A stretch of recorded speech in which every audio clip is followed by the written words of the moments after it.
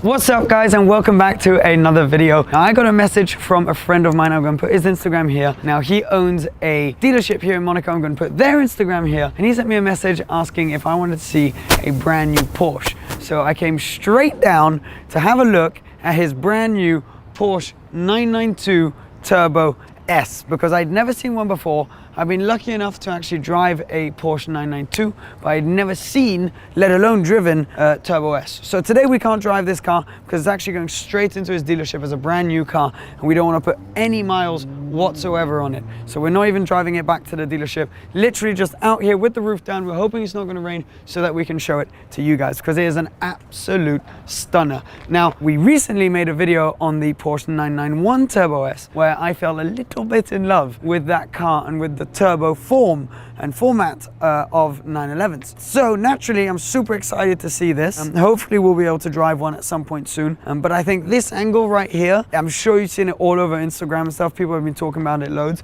is stunning. And for me, potentially even one of the best looking Porsches they've ever made. I think it's absolutely incredible. They've made it a little bit larger than it was before, and even larger than the Carreras and things like that, because even the standard 992s now are quite a bit wider. So yeah, just the dimensions of the car just work so well. I love this new LED bar which goes across all the back. So this arcs back to more traditional 911s from back in the day when they used to have this.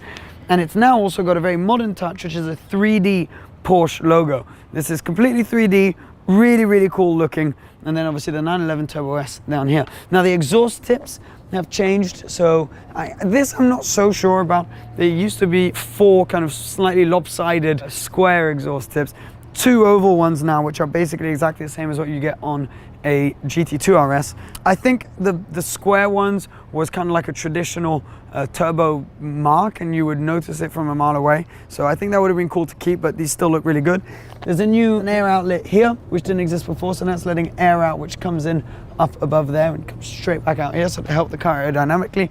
Bigger outlets right here, which don't have any little bars in front of them now, so those look awesome. And obviously the new lights and a much bigger wing. A wing which is actually adjustable, so this goes up and down. We'll show you it works the split around front as well. There's a huge rear wing right here, and it actually adjusts as well depending on how you're driving, how much air is flowing through the wing. It can adjust its angle automatically, which is really cool. So they've really looked into how to make the air travel best as possible in and around the car. So for example, these air inlets that are here to cool down the engine, and that used to be a turbo trademark, now on several different models, have been made a little bit smaller because obviously they represent quite a bit of drag. 21-inch rear wheels. Now the wheel design on these is pretty similar to what a Porsche tuner called Tech Art used to make, and now it's kind of cool to see that Porsche are bringing that now back on their standard Turbo S. 21-inch center locks on carbon ceramic standard brakes. Now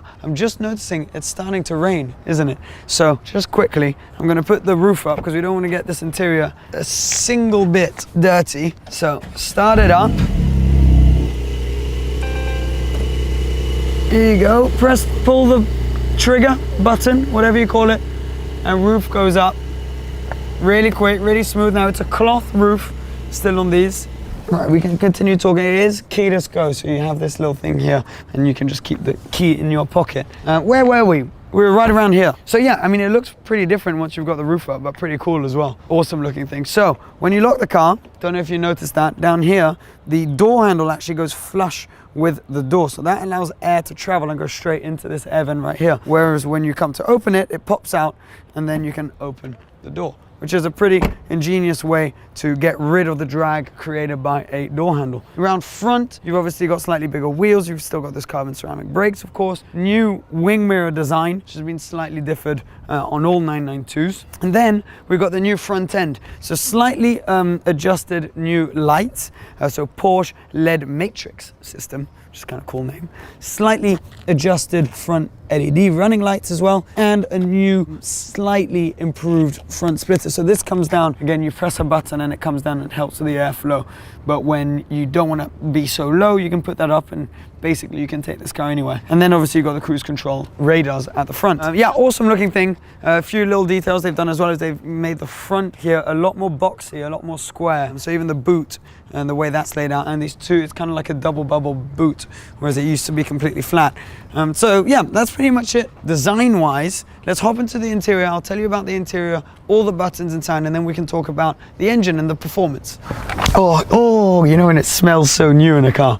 Such a nice smell. Actually, before I close the door, while the light's still on it, this stitching is a Turbo S special. That doesn't come standard on the 992 Carreras, as well as on the seats. So extra stitching on these new design seats, which are similar in all the Carreras. What's quite cool is you can tighten the bolsters even down bottom here to really make it feel like a bucket seat. Still got two little small back seats in the Turbo, because quite a few people go, you know, you put your kids back there, or you can put some groceries, whatever you may need. Now, it is the brand new 992 interior, complete change. This is almost, I'd say, where you see most of the differences between the 991.2 and the 992. So let's start with what's directly in front of me.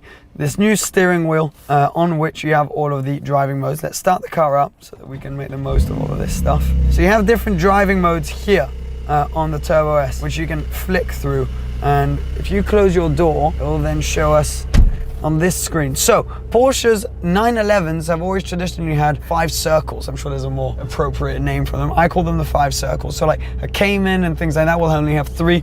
The 911 will always have 5. And previously, one of them was digital on the 991.2, and now 4 of the 5 are digital. They've left the rev counter analog, which is really cool, big in the middle, whereas all the rest is digital, and you can actually change what you have on each screen. So for example, this can do that screen right there. It's all a bit confusing. You do need to get a little bit more used to it. See, I can change all the information I'm getting in front here, but this stays fairly standard, whereas on this screen, I can literally change from maps, where you can see that we're on the port in Monaco.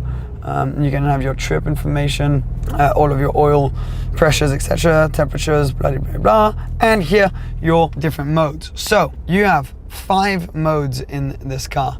Now you see them on this screen here, or as you're changing, you can see them right here as well. So you got wet, normal, sport, sport plus, and individual. So if we go sport plus, because that's definitely the most fun of the modes.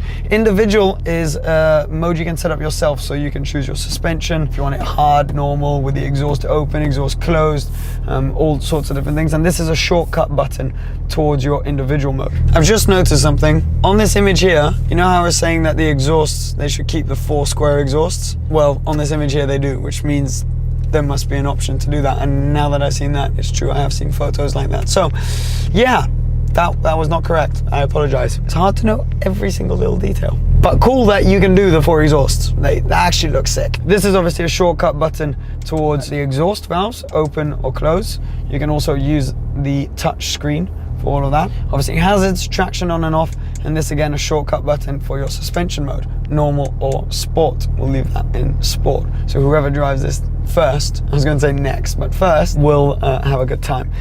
You can also from here do the wing, put the wing up and down, which is a pretty cool feature. Then when you go underneath from here, it's all touchscreen, so you have your front and rear unfogging, and then analog buttons which you can press here for your climate control, and then obviously volume and an analog control for the screen, which is a fully touch screen. Brand new screen as well, much bigger, much more clear, really responsive, really clean looking, and also nicely kind of shadowed from this little platform above it so the sun doesn't go into it too much. Controversial point: the gear shifter right here. You can no longer change gear with the gear shifter. Before, if you put it into manual mode, you could, you know, kind of use the gear shifter to go up and down. Whereas now, you have it either in manual or auto. Manual, you just press here and you need to be in drive. But when you press that, but your manual, you use the paddles in front of you. Whereas here, yeah, you can no longer use the shifter to actually shift gears, which some people apparently really liked for drifting, for example. Heated seats, and then obviously the roof control down here. And that's pretty much it for the interior. I mean, really nice feeling. Even though it is the Cabriolet, you don't feel like you're in a cab at all when you're in here. It's really silent and you kind of forget. So they've done a really, really awesome job with that. You've got this massive cup holder here, which you never had, by the way, in 911s before. It used to be hidden right here in the old 991s. You've still got one hidden right there. which pops out, and you still got a Bose sound system down there. Now this car, it's a 3.7 litre classic Porsche engine, twin turbo, and it produces 650 horsepower and 800 Newton meters of torque. That allows it to do 0 to 60 in 2.7 seconds, which is faster than a Bugatti Veyron, to put it into perspective. So this thing is an animal. Now obviously this isn't really a driving video, so I can't tell you how it behaves. I'm sure it's stupidly fast, and I'm sure it's stupidly fun as well, and annoyingly usable. But yeah, I really like it. I think in terms of design, they've done it really well. This cabin inside, when I first got into a 992 or Carrera, I thought it was too almost Panamera, like it was too comfortable and kind of took the character away from the 992, which I still stand by on the Carrera. I think it's a beautiful interior, you can't fault it, there's nothing wrong with it. It's maybe too good, if that makes sense, and it makes the car feel a little bit too much like a luxury car almost, rather than a sports car, whereas I think that suits the turbo really well. I think that's what you want a turbo to be, you know? So it'll be interesting to see when it's the Carrera GTS and the GT3s, how they manage to still make it feel raw and like a sports car. Whereas turbo, I think this interior suits it really well. It's comfortable, it's luxurious, yet you're kind of still sat quite low in the car. So I think it suits this version of car perfectly. And Turbo S cab for down here, pretty perfect. So yeah, that's pretty much it. Huge thank you to Johnny. We'll put his Instagram, and of course to Stars Monte Carlo for lending us yet another car. Awesome stuff they've got coming in stock, which is why we're filming so much with them at the moment. So please give them a little follow on their Instagram pages, both Johnny and Stars, because yeah, it's just our way of saying thank you for letting us film with these cars. So awesome stuff. This car is available for sale at Stars Monte Carlo. So if you're interested, it's the first one available currently in France. It's on their website. So thanks for watching, guys. Please remember to subscribe if you aren't already, and I'll see you very soon. Cheers. Bye-bye.